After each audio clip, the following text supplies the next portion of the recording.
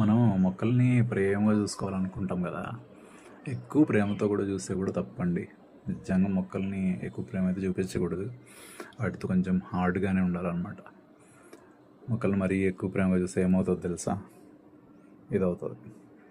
ఏదో పాపం ఎండలు ఎక్కువ వస్తున్నాయి కదా అని చెప్పి దాహం వేస్తుంది, నీళ్ళు ఎక్కువ పోస్తే ఇదన్నమాట పరిస్థితి. ఈ 2 to 3 days వరకు బాగానే ఉంది. సడన్గా లోపల లోపల రాట్ అయినట్టుంది.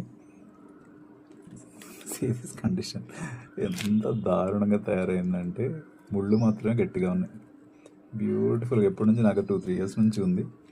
ఆఖరికి ఇది అనమాట దీని కండిషన్.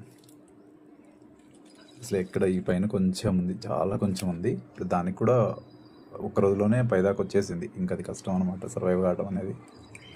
సో చూసారుగా, వాటర్ ఫుల్గా తాగేసింది అనమాట. పీల్ అయిపోతున్నాయి మొత్తం.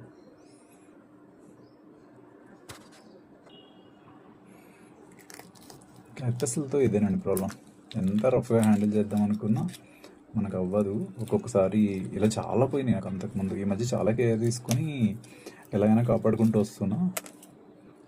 మొత్తం అసలు ఎంటైర్ రౌండ్ బాల్ మొత్తం ఫామ్ అయిపోయింది. ఇంకా దాన్ని మనం ఏం చేసినా కష్టమే. ఇది అంతకుముందు ఎక్కడో దొరికితే తెచ్చాను అనమాట. అది అప్పటికి సగం రాట్ అయ్యి ఉంది. కానీ 2 years బ్యాక్ ట్రీట్మెంట్ చేసిన తర్వాత చాలా సర్వైవ్ అయింది, నీట్గా అయ్యింది. అంత అయింది. కానీ ఇప్పుడు ఇంకా హైలీ ఇంపాసిబుల్. ఇక ప్రస్తుతం దీన్ని డస్ట్బిన్ అంతే, ఏం చేయలేం. దగ్గర ఇంకొకటి ఉంది, చూద్దాం. ఇంకా నుంచి క్యాక్టస్కి అయితే అస్సలు మొహమాటం లేదు, వాటరే పోయాను అని డిసైడ్ అయిపోయాను. బట్ అప్పుడప్పుడు తప్పదనమాట ఇలాంటి పెయిన్స్.